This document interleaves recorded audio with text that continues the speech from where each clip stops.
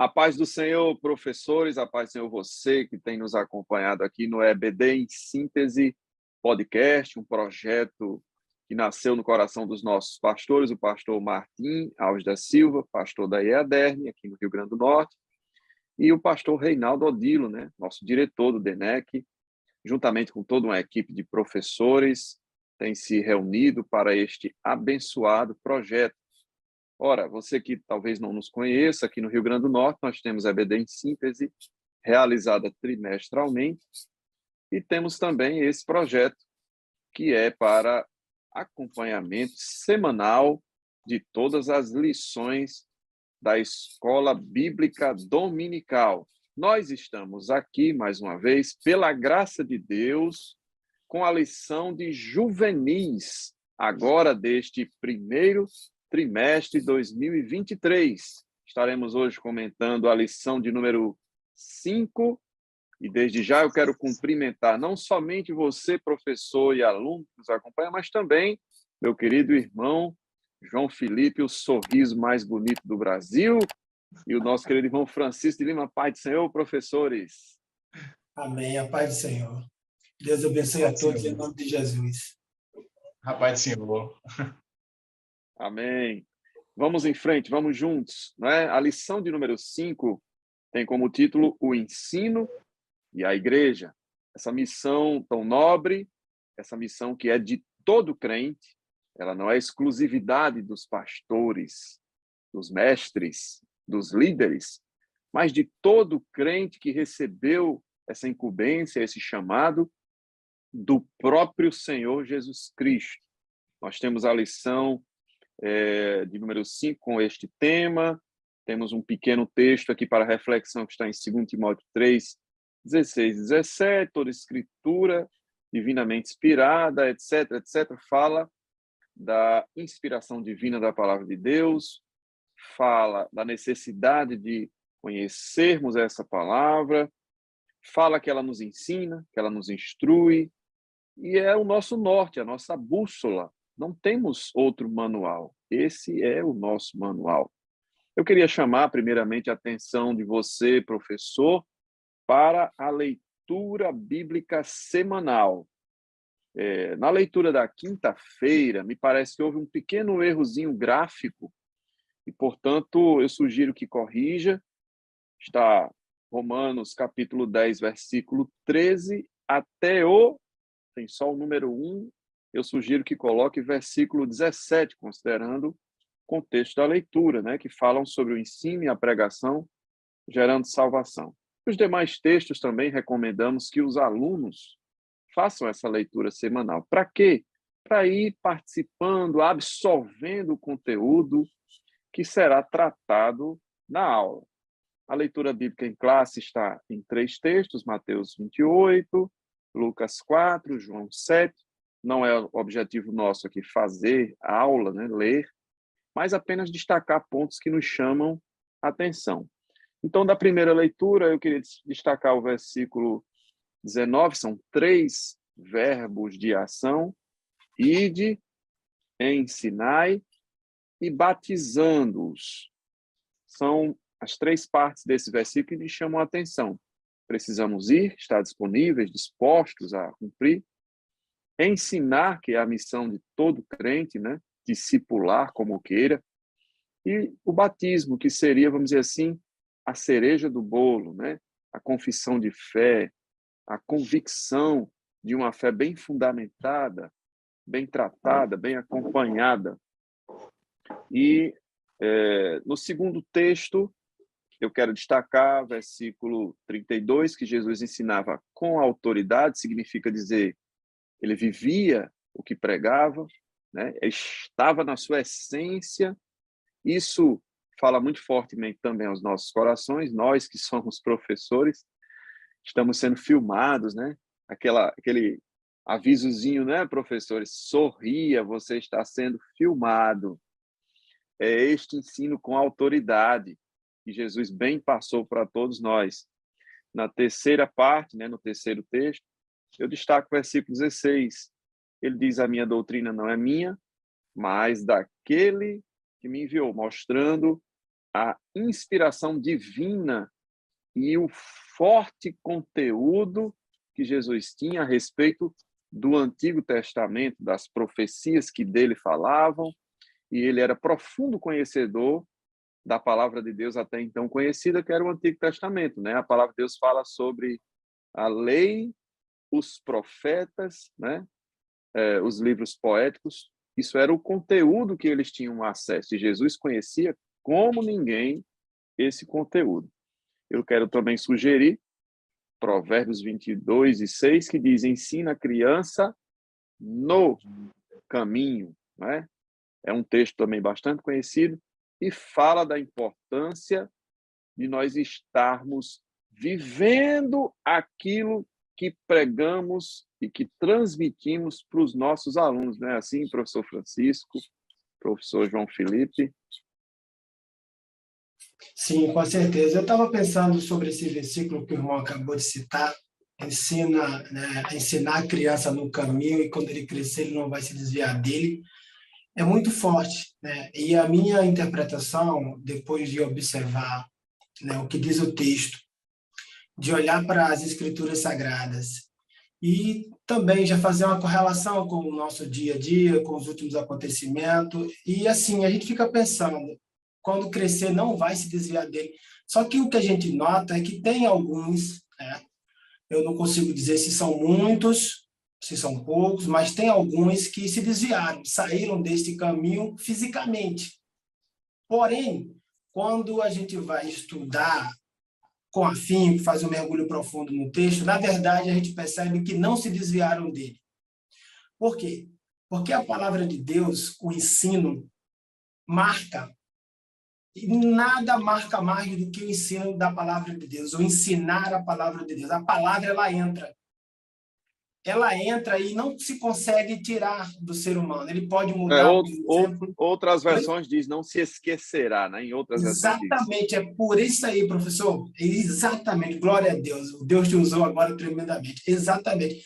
A gente fica ao fazer uma correlação, a gente olha, observa, correlacionando com o que nós temos hoje de dados, vamos chamar assim, com o que tínhamos lá naquele tempo e os tempos hoje que nós temos como os últimos dias da Igreja do Senhor na Terra. O que a gente percebe? Que muitos têm saído, não comungam, não pertence mais o mesmo, não frequenta mais os mesmos espaços que nós aqui, né? Não são os mesmos espaços e escolhas diferentes, totalmente diferentes. Porém, todavia, contudo, o que a gente nota?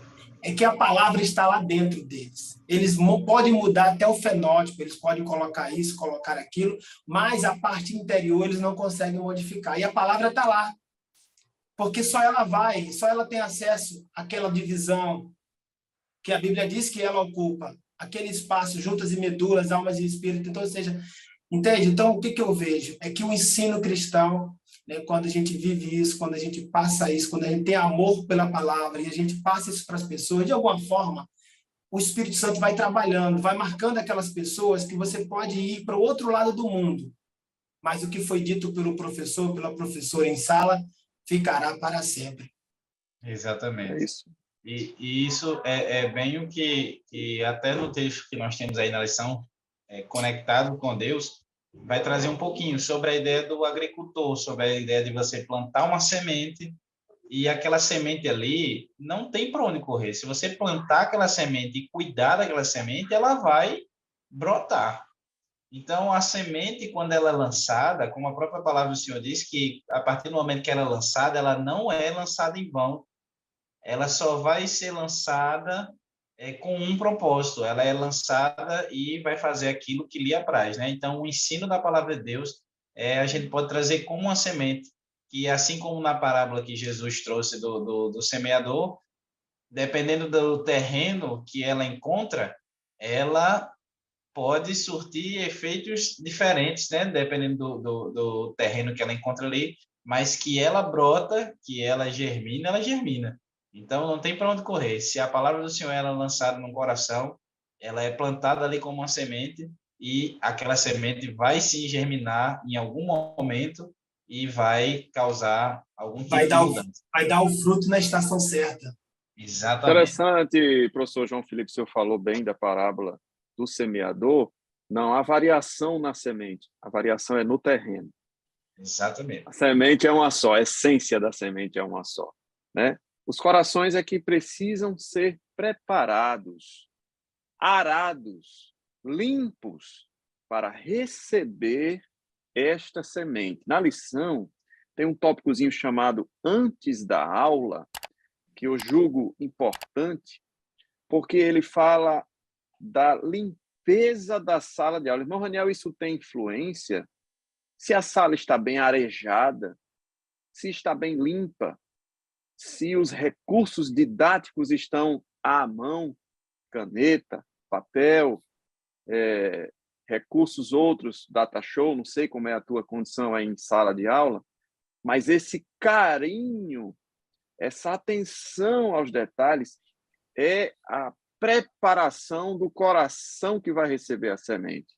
Tem uma frase de uma pessoa chamada Johann Goethe, que ele diz: em toda a parte só se aprende com quem se gosta. Existe uma necessidade de se conectar com o aluno, preparar-lhe o coração através de um sorriso, da simpatia, do acolhimento. E esse tópico da lição eu acho muito interessante, muito importante, não é? E eu também queria citar a poetisa Cora Coralina, quando ela diz: feliz aquele que transfere o que sabe e aprende o que ensina. Nós temos uma via de mão dupla, nós temos uma corresponsabilidade do professor ao trazer o aluno para um ambiente adequado. Me chama muito a atenção porque Jesus, ele era o mestre dos mestres. Ele ensinava no casamento, ensinava no meio da rua, na beira de um poço, caminhando, sentando. Inclusive, isso é o título de um livro, né, professores, do escritor cristão Augusto Cury, um doutor, um homem respeitado. Eu quero, inclusive, recomendar esse livro para vocês. Esse livro que foi escrito numa série de 5 livros, esse é o primeiro, O Mestre dos Mestres, Jesus, o maior educador da história. Né? Nesse livro, se você puder comprar, claro, né? Se puder adquirir, se não puder, observe que na internet, gratuitamente, você vai encontrar resenhas, né? Resumos desse livro. É um livro popular, fácil de encontrar, e ele fala de uma análise da inteligência de Cristo. Como é que ele conseguia, às vezes com tão poucas palavras, trazer ensinos tão profundos? Jesus Cristo, antes de qualquer filósofo moderno, ele havia identificado que as pessoas precisam estar bem para receber a palavra. Há uma necessidade de empatia, há uma necessidade de envolvimento emocional para que o ensino possa produzir frutos dentro do seu coração. Jesus Cristo percebeu isso antes de todos. E, portanto, também quebra um paradigma das escolas, das faculdades, né, que não aceitam falar de Cristo, do Evangelho, nos ambientes acadêmicos. E o professor Augusto Cury, ele foi brilhante nessa captura do Jesus educador, não só preocupado com a salvação, mas muito interessado no ser humano, na sua condição, nas suas limitações, no seu coraçãozinho cheio de carências e necessidades, para que o seu ensino pudesse produzir um resultado ótimo, né? Como a gente fala na engenharia, eu que sou da engenharia, a gente chama de resultado ótimo, ou seja, o melhor que se pode extrair, né? E às vezes não adianta nada, professores, a gente chegar vomitando conhecimento, informando, sem que o aluno consiga se conectar com você, captar o que você está querendo dizer. Então, esse livro, recomendo fortemente, leiam, se puderem, e tragam esse ensino, não só para a lição de número 5, mas tragam para a vida de vocês enquanto professores, tá certo? A gente tem 3 objetivos na lição: demonstrar que Jesus era um grande mestre, valorizava o ensino, pontuar os objetivos do ensino bíblico, obviamente, né? E destacar que o cristão deve ter um coração ensinável. O que é isso? É o que a gente vai ver aqui. Mas um coração ensinável é aquele que está de ouvidos e coração receptivo, né? Pronto para receber o ensino. Pois bem, eu considero essas leituras que a gente passa aqui para vocês importantes. Eu quero também falar aqui, tem um pontozinho de interação aqui na lição, que fala sobre a assiduidade dos alunos na escola bíblica dominical. É muito importante, professor, resgatar o teu aluno, liga para ele, pergunta se ele está bem. Às vezes ele não está vindo, né? Um juvenil tem de 15 a 17 anos, ele não está vindo porque ele não tem com quem vir, né? É importante esse papel do professor, e muitos estão até, talvez, buscando ensinadores na internet. Mas nós temos um credo, nós temos um padrão. É importante que esse aluno frequente a sala de aula. Esteja atento ao teu aluno. O que é que ele está assistindo? Onde ele está se alimentando?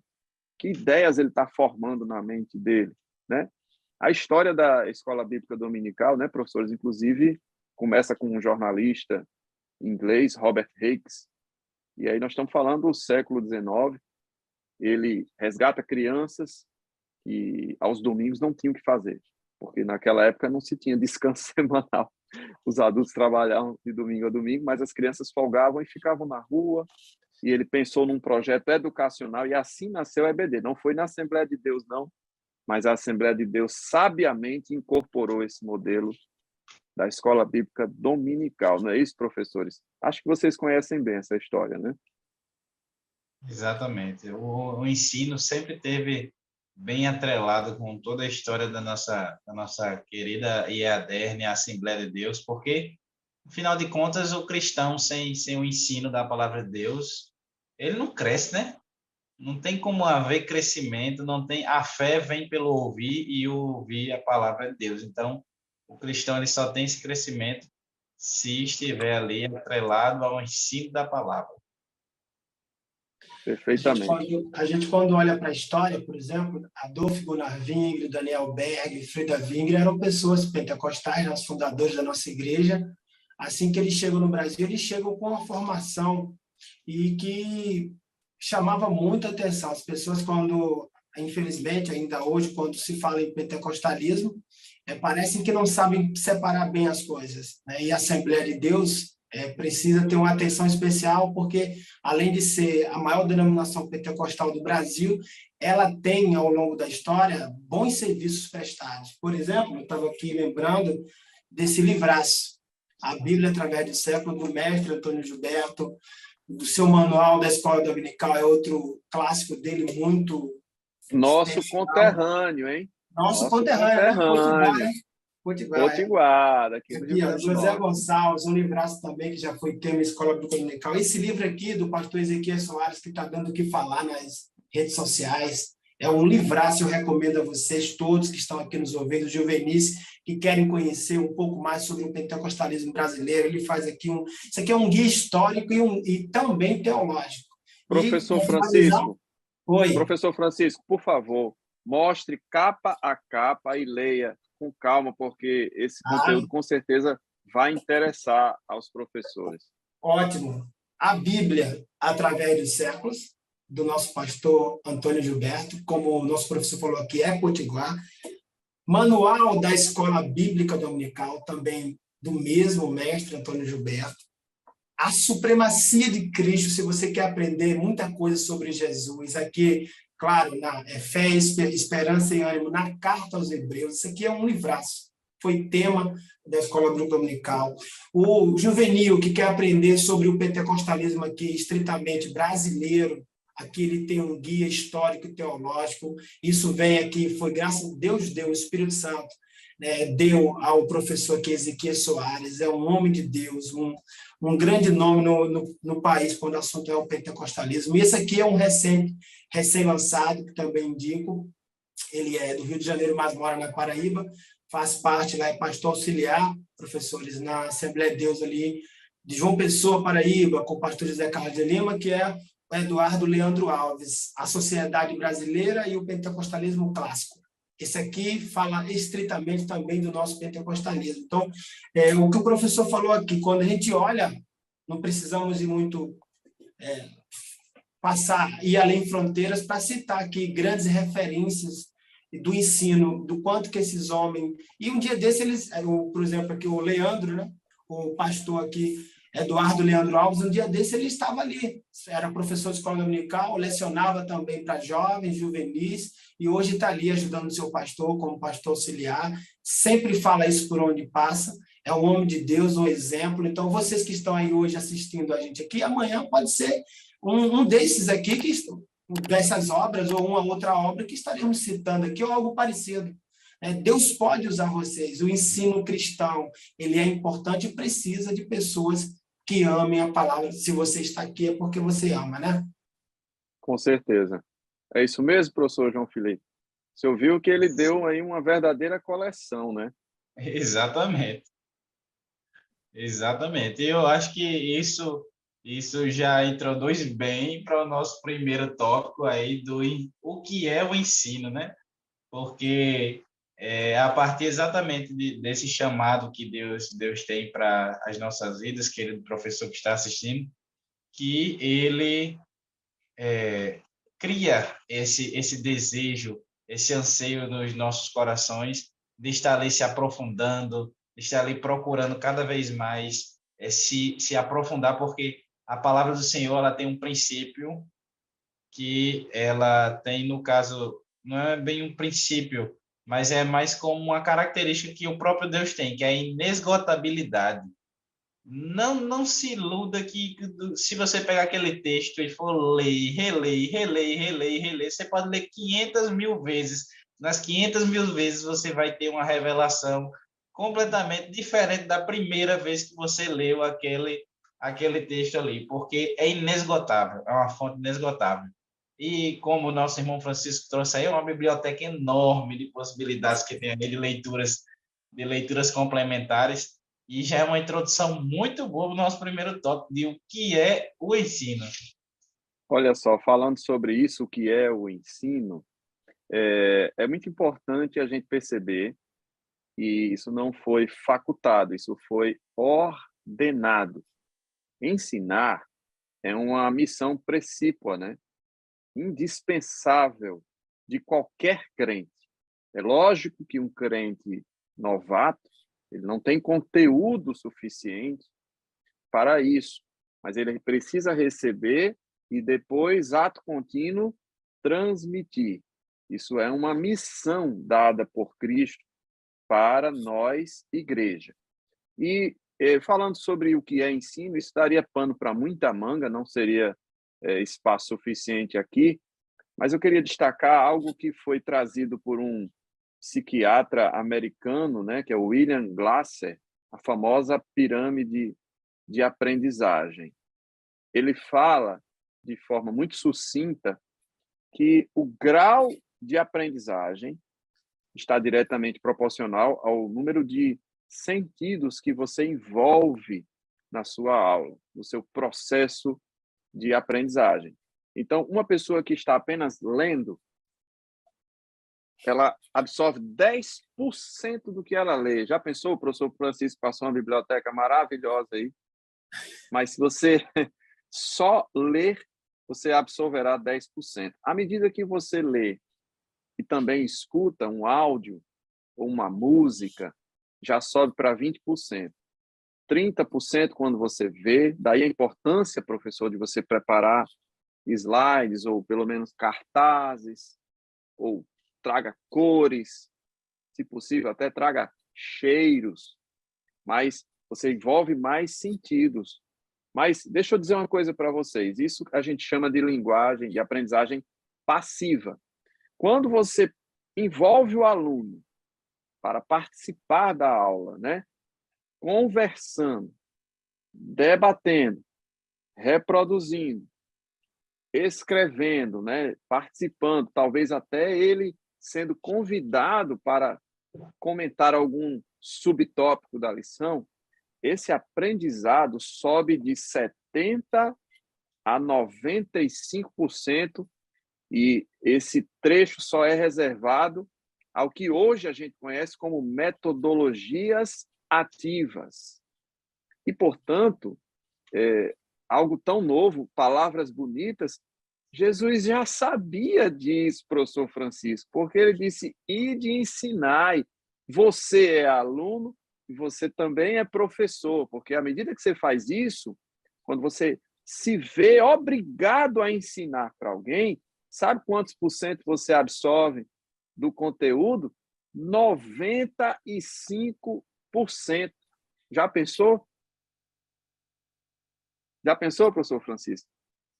Muito bom. Eu estava pensando aqui agora, como eu não sabia disso, fiquei aqui admirado, né? 10%, então, ou seja, eu preciso usar dessa estratégia ainda, desse método que Jesus já fez uso e ensinou, Sim, sim, motivou os que estavam ali, os que estavam ali fazendo parte do seu primeiro grupo e depois formam ali o colégio apostólico, que eles deveriam ir por esse caminho. Eu fiquei aqui pensando, 10%, aí depois o irmão falou 30%, eu achei um salto legal, mas ainda pouco.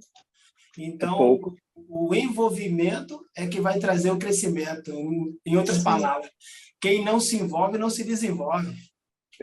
Faça o teu Exatamente. aluno colocar a mão na massa. Faça teste bíblico. Traz ao desafio para ele trazer algo de casa para comentar, né? Coloca ele para falar o que ele achou, quais as impressões, né? Quem sabe até algum aluno mais extrovertido possa falar para a turma, mas nem todos os alunos são assim. Então, é importante que o professor tenha essa sensibilidade. Jesus tinha isso como ninguém. Então, quando alguém fazia uma pergunta, ele pegava, começava a riscar no chão, ele pegava um peixe com a sua própria mão, ele ilustrava, falava do vento, ao ar livre. Notem, ele pegava as pedras, Exatamente. então, ele tinha elementos didáticos formidáveis, porque ensinar, o que é ensinar? É transmitir algo para alguém. E Jesus, ele às vezes tinha pouca participação de conteúdo no sentido formal, como a gente conhece nas escolas. Mas o seu ensino era muito profundo, porque às vezes num olhar, num abraço, ele conquistava muito mais a atenção do que propriamente entregando uma apostila para o aluno ler. A gente viu que é só 10%. Né? Então, quando Exatamente. você envolve o aluno na tua aula, você poderá chegar aos 95%, né? E colocar em atividade, coloca essa turma para trabalhar, essa turma nova aí está cheia de gás, coloca essa turma para trabalhar e a tua aula vai prosperar bastante. Eu queria destacar aqui, no finalzinho aqui do tópico 1, que o ensino na igreja, ele precisa ter, veja bem, ele precisa ser bíblico, tá? Não é o que a gente acha. O próprio Jesus disse, esse ensino não é meu, é do meu Pai. Ele precisa ser bíblico. Segundo, ele precisa ser sistemático, é necessário haver um currículo, é necessário haver um planejamento e uma continuidade. Contínuo, né? Fala disso, de continuidade, e precisa ser acessível, adeque a sua linguagem ao nível de conhecimento do aluno. Uma vez eu tive uma oportunidade, professores, de conversar com o professor Marcos Tuller, que na época, não sei se ainda é, ele era um dos editores da CPAD, da lição de jovens. E eu fiz a seguinte pergunta, uma coisa assim inédita, né? Ter acesso a um dos editores da CPAD, e ele veio aqui em Natal. E eu disse, professor, por que o conteúdo da lição de jovens ou de juvenis, por vezes é muito raso, por vezes ele não se aprofunda tanto?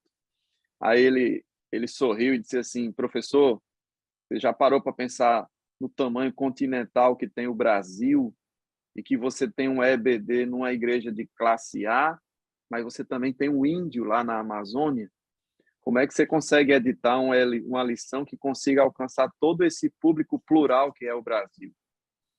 Então, isso foi uma lição para mim, porque às vezes a gente pensa que ensinar é disputar conhecimento. Não faça isso, professor.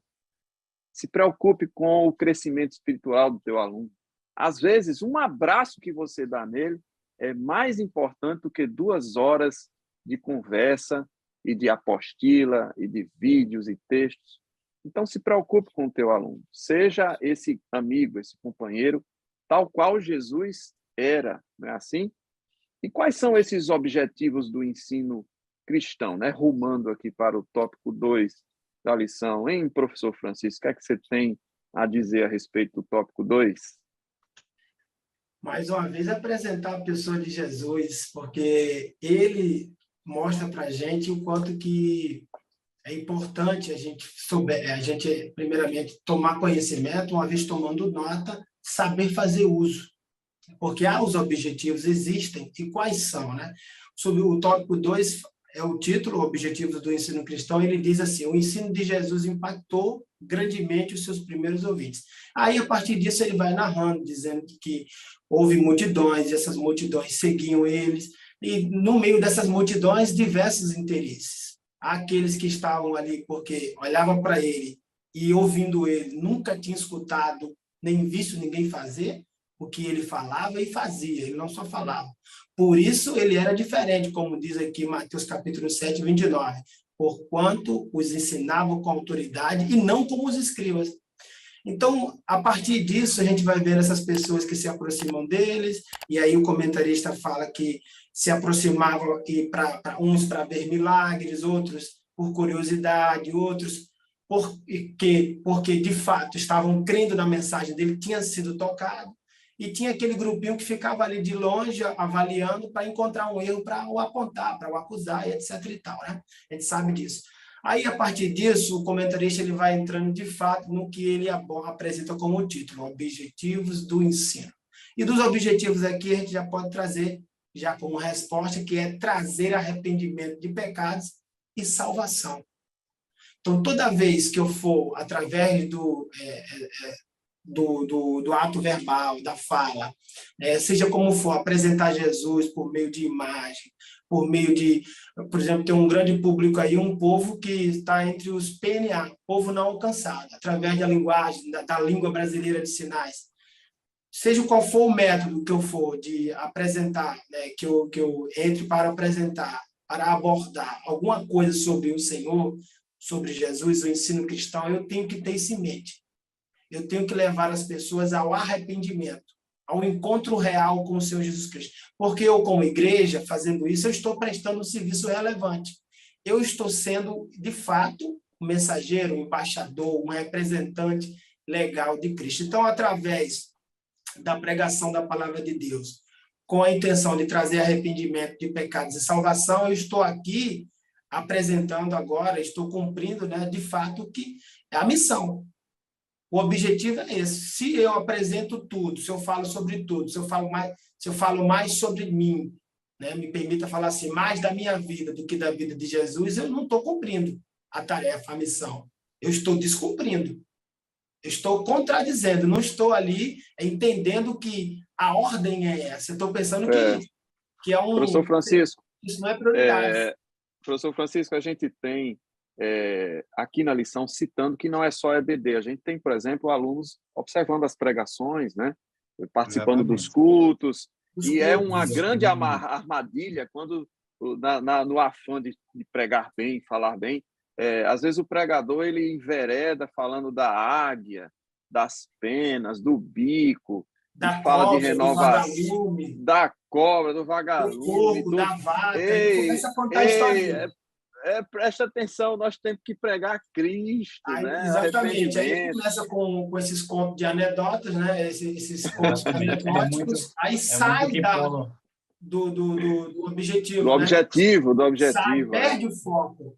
E nessa de ele ficar... Então, os cultos na igreja, nós não temos só a escola dominical, nós temos os cultos de ensino e diversos trabalhos que dentro da igreja, né, a verdadeira igreja, ela se ajudam, né, a cumprir esse mesmo propósito do ensino. Exatamente. Então, ou seja, quando Jesus não é apresentado, o que se perde? O foco, o objetivo. Não se tem, né, por interesse de levar a pessoa a Jesus. Então, outro ponto perigoso é ficar pensando que todo mundo que você vai ouvir vai te levar a Cristo. A gente tem que ter muito cuidado com isso. A lição aqui, ela entra por esse caminho, né? Ela vai apresentando isso, e daí eu trago uma ressalva. Qual é? É a importância de sermos leitores da palavra de Deus. Lermos as Sagradas Escrituras. Nossa igreja está aí, a nossa EADERN, a meta do pastor Reinaldo Diro, nosso pastor, são 7 capítulos aí por dia, né? Os que podem, né? Tem outros que estão lendo 3, mas os que podem aí, olha aí, a leitura anual da Bíblia, 7 capítulos por dia, e amanhã nós estaremos terminando o livro. Muito bem, professor. Amanhã estaremos terminando eu queria puxar, é porque eu queria puxar esse gancho, professor Francisco. A gente tem aqui, entrando no tópico 3 da lição, eu quero ouvir aí o professor João Felipe, né? Que é a leitura da Bíblia, se não esse, né? Porque isso aqui é para leitura em 6 meses, se não esse, por que você, professor, não levar um plano de leitura bíblica nessa lição de número 5 para estimular a leitura, né? Mas fala aí, professor Francisco, conclua aí seu raciocínio. Concluindo com Efésios, capítulo de número 4, versículo 11 e o versículo de número 12. Efésios, capítulo 4, versículo 11 e versículo 12. Para fechar a minha participação neste tópico, dizendo o seguinte, que nós não podemos, primeiro, perder o foco, temos objetivos a ser alcançados, e só vamos alcançar através da explanação da palavra de Deus. Quando o aluno vai à Bíblia, ele está se alimentando com as próprias mãos dele. Quando ele para só para ouvir, o que acontece? Ele está se alimentando com as mãos dos outros. A gente tem que lembrar, e o professor aqui, João Felipe, estava nesta aula, que Jesus, sendo a palavra, ele citou as Escrituras. Ele disse, está escrito, não só de pão vive o homem, mas de toda a palavra que sai da boca de Deus. Ele cita Deuteronômio 8, viu? Pois é, ele sendo a palavra, ele sendo o verbo. Ele assim. cita a palavra, dando importância. E Efésios capítulo 4, versículo de número 11, o que diz para a gente? Né? Efésios capítulo 4, versículo de número 11. Que ele mesmo deu, ele quem? O Senhor Jesus. Ele mesmo deu uns para apóstolos, e outros para profeta, outros para evangelista, outros para pastores, e outros para doutores, noutra versão mestre, querendo o aperfeiçoamento dos santos para a obra do ministério, a edificação do corpo de Cristo. Esses homens aí são homens dons. E Deus tem dado à igreja. É muito bom isso. Porém, não nos exime, não tira da gente a responsabilidade, todos nós, de lermos a palavra de Deus. E é aí onde o Senhor mostrou aí para a gente o plano de leitura. O plano de leitura. Bem bonitinho isso aqui, muito bem feito. Muito bem feito isso aqui. Esse aqui é meu. Eu vi quando o senhor falou aí, e me chamou a atenção, um comentário que eu fiz com o pastor Martim. Certa escola bíblica dominical, eu cheguei para ele, só, pastor. Que honra, hein? Que honra, hein? É uma honra muito grande, Gosto muito do meu pastor, oro por ele. E eu perguntei assim, pastor, a Bíblia faz a distinção, né? Mestre, pastores. E ele sorriu. Quando ele sorri, ele fica com o olhinho bem fininho, assim.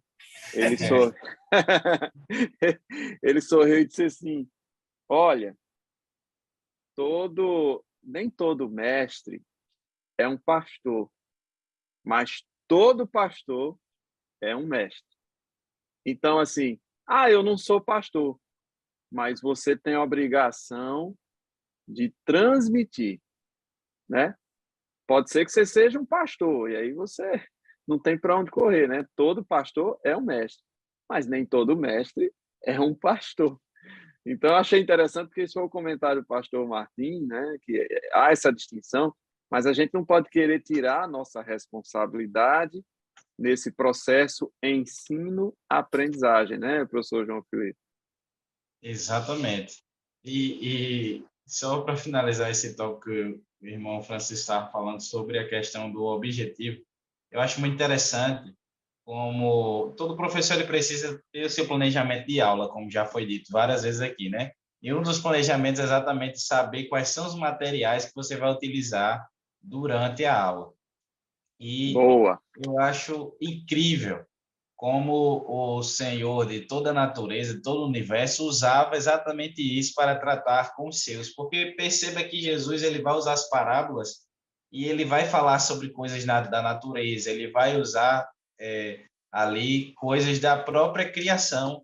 E até quando ele queria pegar o pessoal que queria formar já professores também, né? Porque a gente sabe que ele ensinou para todos, mas para os 12, ele tinha um jeito diferenciado de ensinar, que era exatamente porque ele queria fazer um intensivo ali durante aqueles 3 anos, para que Escola de eles líderes. pudessem, exatamente, para que eles pudessem dar continuidade ao ensino. E você vê que Jesus, quando ele queria ensinar a fé aos seus discípulos, ele não ficava só na teoria.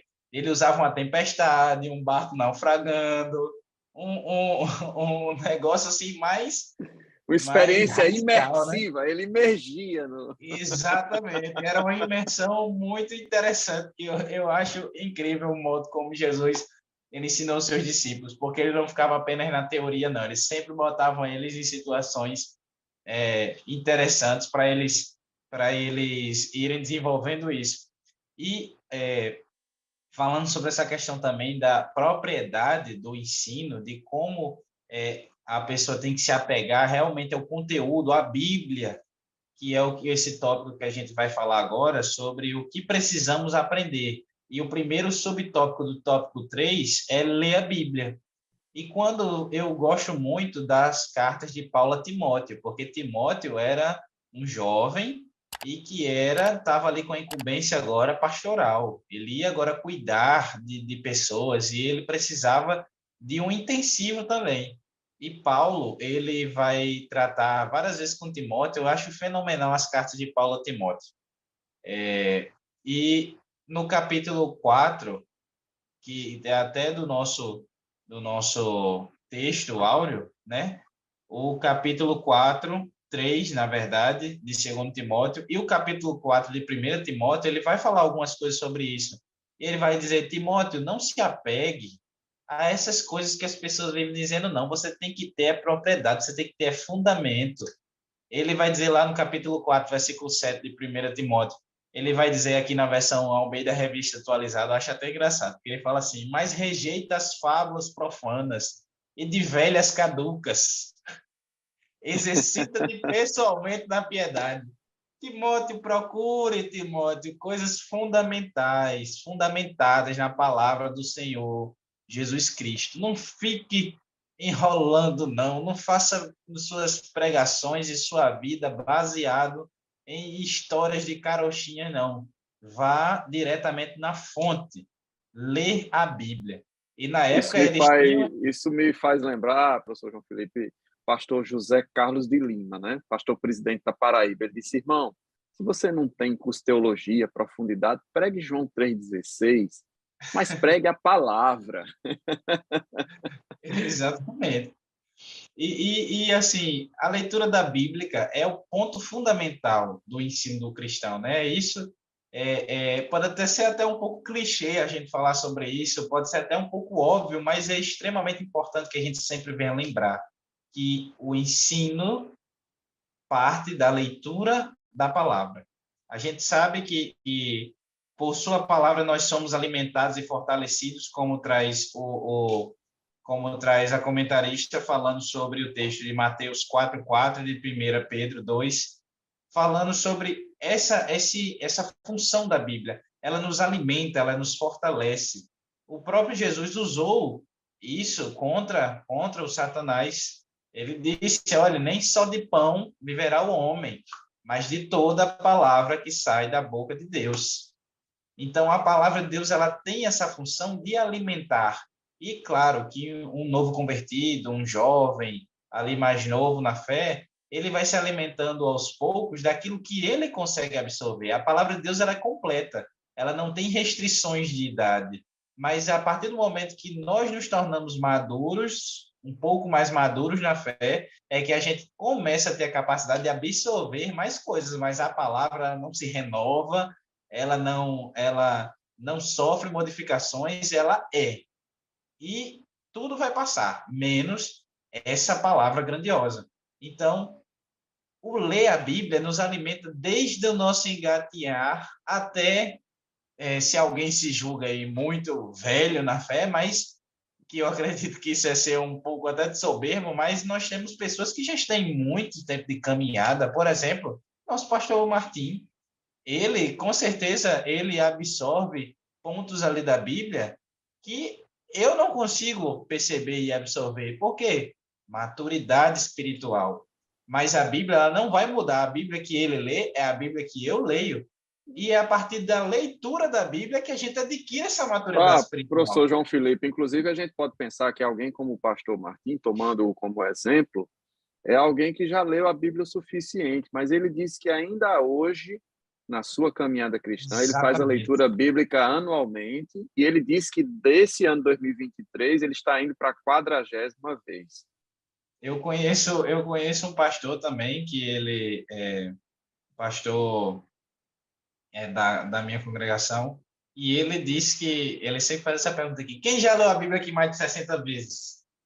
Ele nunca disse que ele leu mais de 60, mas se ele pergunta tantas vezes, eu acredito que ele já deve ter lido essa quantidade. Eu conheci alguém que estava em 75, né? Ele tem seus 80, ele tem seus 83 anos, se eu não me engano, e ele tem toda a Bíblia na mente dele, toda. Ele se esqueceu já de um monte de coisa, mas da palavra do Senhor ele não se esqueceu, porque todo ano, cabalmente, ele lê a palavra, e ele não só lê, mas ele faz como o Salmo primeiro nos orienta. Ele medita de dia e de noite. E esse é o diferencial na vida do cristão. É ler a palavra, mas não tratá-lo como um livro qualquer. É um livro que causa transformação, é uma palavra que ela causa mudança na nossa vida. Mas se nós lermos e meditarmos, né? Porque só assim isso vai começar a surtir efeito nas nossas vidas. E a partir do momento a gente tem ali a palavra, a gente tem a própria palavra nos diz como devemos ler ela e interpretá-la, como devemos vivê-la, como devemos colocá-la em prática, como devemos continuar nos alimentando dela. Então, o ler a Bíblia é fundamental na vida do cristão. É o ponto de partida, né? Mas assim, a lição traz alguns outros tópicos interessantes também, né? Sobre isso. Conhecer Deus, né? A gente sabe que a palavra de Deus diz, né? Errais não conhecendo as Escrituras nem o poder de Deus. Isso aí Jesus falou para os saduceus, né? Que estavam discutindo quando ia para o céu, quem casava com quem e tal. E isso era uma prova de incompetência, tentando provar Jesus. Na verdade, era muita falta de conhecimento da palavra de Deus e de quem era Deus, né? A pessoa de Deus, né? Aqui é citado Oséias, capítulo 6, versículo 3, fala de um prosseguir, fala de um aprofundar, não é assim? Exatamente. O subtópico de número 2, né? Quem é Deus, do tópico 3. E, às vezes, a gente acha que Deus é alguém distante. Tem pessoas que, por não conhecer, veja bem, incorrem nesse erro de achar que Deus, por ser tão grande, né, por ser transcendente, é um Deus que está longe, ocupado demais com certas coisas para olhar para ela, para a sua dificuldade. O pastor Martim já trabalha essa ideia. Não há ninguém aqui, ele sempre fala no templo, né, que uma vez orando ao Senhor não vai ser escutado por ele, não vai ser alcançado por ele. Não existe isso, oração mais especial, mais importante entre os homens. Não, qualquer fala direcionada ao Eterno, ao Adonai, ao Senhor, Jeová, a Deus, a Jesus, pode ter certeza que tudo que se fala, ele ouve, tudo que se faz, ele vê. Não há nada distante dos olhos dele. E nessa ideia de ter ele como um ser transcendente, às vezes a gente esquece que ele também é imanente, que ele está perto, que ele, além de pai, é amigo, que ele, além de amigo, é conselheiro, que ele quer isso. Então, esse prossigamos em conhecer significa o quê? Me ajuda, pelo menos eu, né, consigo lembrar de Provérbios capítulo 4, versículo 18, que a vereda do justo, meu caminho perante o Senhor, aos olhos de Deus, é como a luz da aurora, vai brilhando mais e mais, até ser dia perfeito. Isso também aponta para relacionamento, para o meu aprendizado, para o meu dia a dia com o Senhor. Muitas vezes, as dificuldades vêm querendo dizer que, né, quando eu pergunto, meu Deus, que dificuldade é esta? Eu pergunto para Deus, as dificuldades vêm anulando a possibilidade de eu ter a resposta para essa pergunta que eu estou fazendo. Porque nesse quem é Deus, eu acho muitas vezes que Deus tem muita coisa para se preocupar. Mas, na verdade, todos nós somos especiais importantes à luz, aos olhos desse Deus, e à luz da palavra de Deus, nós estamos sempre tendo isso bem claro quando a gente lê, que nós somos especiais, somos únicos, somos a coroa da criação dele. E então, ele não é alguém distante, não é alguém ocupado demais para não se preocupar com a gente.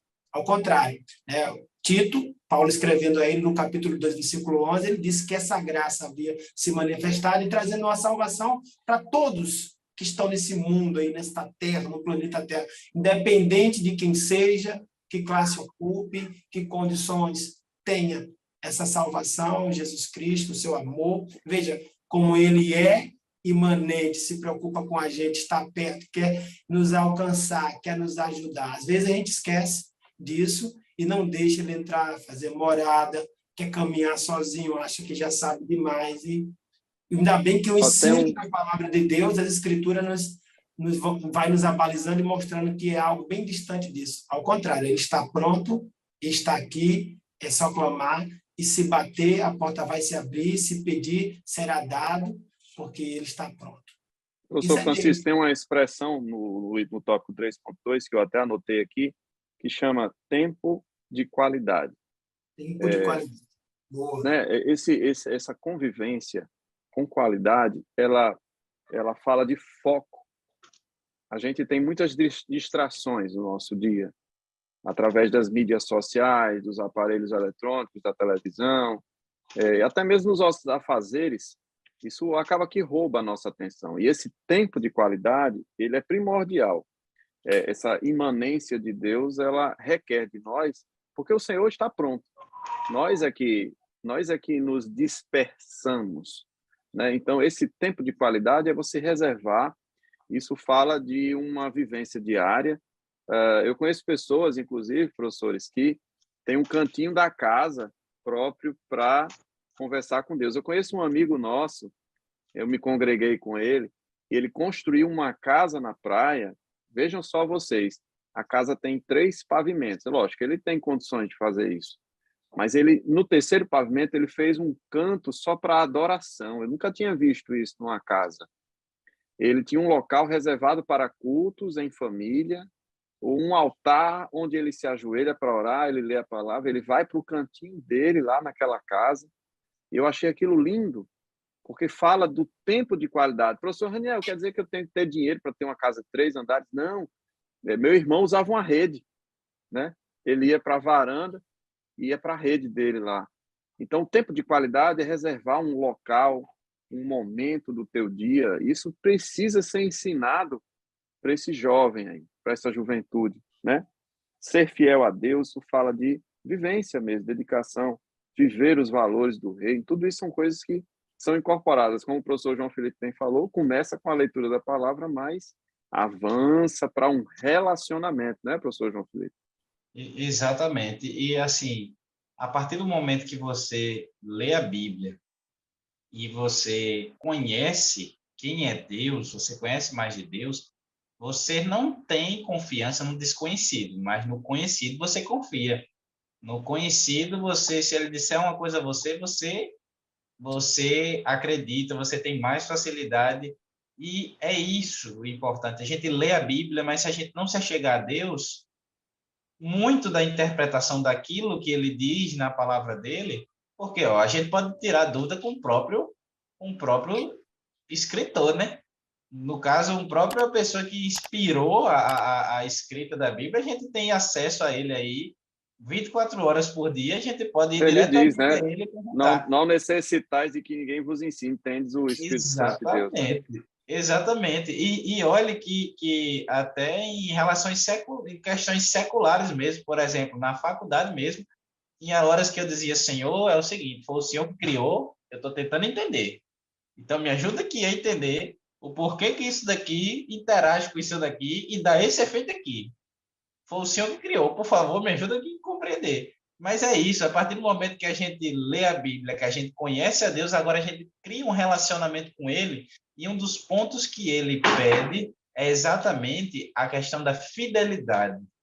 Porque a partir do momento que eu leio a palavra de Deus e eu conheço a Deus, eu agora compreendo que eu preciso ter uma mudança de vida e que preciso seguir os mandamentos que ele me pede em sua palavra. E aí eu começo a mudar a minha vida, né? Eu começo a agir, isso já dá um gancho até para o próximo subtópico, o subtópico 4, que vai falar, 3.4, que vai falar exatamente sobre isso. Você ser fiel e você viver os valores do reino. A gente falou aqui, já começou até um pouquinho sobre isso, né? Sobre o reino, na nossa última lição que tivemos aqui juntos. Lição 2. Na lição 2, exatamente. Porque a partir do momento que eu leio a Bíblia e eu conheço a Deus e eu entendo que eu sou um embaixador dele aqui na terra, eu entendo que o meu país é o céu e eu estou aqui representando esse reino e o reino de Deus, eu começo a entender que eu preciso viver os valores que esse reino ele me pede para que viva. Eu começo a entender que a fidelidade que eu tenho para com o rei é como a gente falou aqui um exemplo. Uma colônia, ela não sabe exatamente, pode nem ter visto o rei nunca na vida dela, ou a rainha, no caso, como é a questão da Inglaterra e agora o rei, mas ele presta reverência. Ele presta sua reverência, ele presta ali a sua homenagem à figura do rei. Por quê? Porque, independente dele ter visto ou não, é o rei, e ele entende que aquilo dali é importante para ele, entender a majestade, a figura real que está ali por trás. E exatamente Professor João assim Felipe, somos né? A nós. gente viver o reino é ser objeto de colonização. Bonito, né? Viver o Eu gostei reino dessa frase. É é sua ser. essa frase é sua. Acabei de inventar. Vou colocar aqui, vou colocar aqui. É melhor ir no Mike cartório, Raniel. vai lá no cartório e autentica lá, faz alguma Registra. coisa. Viver Raniel o reino, aqui. viver o Muito reino top. é ser objeto de colonização. De colonização. Imagina aí, você ser o representante, isso é uma honra e uma responsabilidade imensa. E é isso que o reino nos pede. É exatamente praticar essa fidelidade que tanto é pedida desde de que o homem ele foi criado, que Deus pediu para que ele fosse fiel às suas ordenanças. Adão caiu, aí ele sete vai ser agora aquele que vai dar continuidade à linhagem. Aí veio Abraão foi fiel, mas também errou. Aí veio ali José, veio Isaac, veio Jacó, veio José, veio Moisés, e todos eles sempre Deus pedindo uma coisa a eles: sejam fiéis, confiem na palavra que eu estou dando a vocês, que vocês vão viver grandes coisas. E ainda assim, por sermos seres humanos, eles falharam diversas vezes e viveram grandes coisas ainda assim, né? Porque Deus ele é extremamente misericordioso. E vem Cristo e ele cabalmente cumpre tudo aquilo que a lei ordenava e tudo aquilo que os princípios do reino foram ali cumpridos, todo em Cristo. E a partir do momento que nós queremos ter esse título de cristãos, que também é um título hoje em dia que está, infelizmente, muito defasado, né? Hoje em dia, ser cristão virou moda. Queria ver ser cristão virar moda na época de Nero. Aí era mais difícil. Mas Tem um jogo de palavras que eu acho muito interessante, que é o seguinte: ser crente é ter Cristo. E ser cristão é ser como ele. Né? olha aí. Meu Deus, hoje ele vem com as palavras. Hoje ele está inspirado. Está inspirado. E é exatamente nisso que estamos fazendo aqui que chegamos ao tópico final, que é aprendendo uns com os outros. É exatamente isso. É isso que a gente está fazendo aqui nessa né? interação gostosa, né? E isso, professor, precisa ser o reflexo da tua aula. Por quê? Porque na hora que você chega com um conceito que você acha que já está tão batido, o teu aluno, às vezes com 15 anos de idade, tem uma experiência de vida que você não teve e que ele pode chamar a atenção para um novo ângulo de visão. Então, tenha humildade para construir conceitos com o teu aluno. Né? Deixa ele falar. vê o que ele viveu na família dele, no seio familiar, na formação acadêmica. Ele certamente vai contribuir, porque nós aprendemos uns com os outros. É muito importante essa humildade de saber reconhecer que o conhecimento que está no outro complementa o que está em mim. Isso é lindo, isso é bonito, né? E precisa ser assim. Nós precisamos aprender juntos, né? Ninguém sabe a verdade completa. Eu acho lindo que o próprio Cristo, sendo Deus, ele era o mestre da humildade, né? Ele deixava as pessoas se expressarem, ele deixava as pessoas falarem, ele até deixava as pessoas baterem cabeça, para depois chegar e com um sorriso no rosto dizer, tá vendo, eu te falei, vem cá, Pedro, chama Pedro lá, Pedro está meio distante, chama ele lá, vamos conversar, Pedro, né? E ele fala assim de uma forma muito carinhosa, quando Pedro volta, né, já depois que ele havia ressuscitado, de Simão, filho de Jonas. Essa é a forma que Jesus chamou ele na primeira vez que o viu, como se dissesse assim, eu conheço sua origem, eu sei quem você é. Né? Então, essa humildade de dialogar, de conversar, é um tópico final da nossa lição, é importante que seja assim. E eu queria destacar também no subsídio, que está logo após o tópico 4, que ele fala que a grande comissão não é apenas uma ordenança proclamadora, ou seja, de falar, de ser atalaia, mas ela é também igualmente um mandato educacional. Olha que coisa linda, isso aqui não fui eu não, viu? Foi toda a lição, a equipe da CPAD que colocou, e eu louvo essa expressão, por quê? Porque a gente se preocupa em pregar, mas a gente tem que se preocupar em educar, e educar é acompanhar, é pegar pela mão, é caminhar junto. Isso é educação, tá? Precisa ser assim, nós como professores e também alunos, somos eternos alunos, estarmos interessados intimamente com os nossos alunos. Ele perceberá o teu amor, e ele vai se envolver e ele vai aprender muito mais, né? Assim, professor Francisco, professor João Felipe, eu me despeço com essas palavras, desejando uma excelente aula para você, professor, e você, aluno, que porventura nos assiste também. Nós louvamos a Deus pela tua vida e pelo teu ministério. Grande abraço, a paz do Senhor, professor Francisco, professor João Felipe, o sorriso mais bonito do Brasil. Amém. Ficam todos com Deus. A paz do Senhor, meus irmãos. A paz do Senhor, meus irmãos. Tenham uma ótima aula, uma ótima semana. Vamos lá, vai ser bênção. Amém. Deus abençoe vocês, a paz do Senhor. Se inscreva, curte, compartilha com outros professores, com os alunos, né? Ativa o sininho para receber as notificações. E isso, a gente não está ganhando com isso não, tá, gente? O ganho aqui é para o reino, tá? É para o ensino da palavra, é para a profusão aí do evangelho de Cristo Jesus. Excelente aula, Deus abençoe, a paz do Senhor. A paz do Senhor. A paz do Senhor.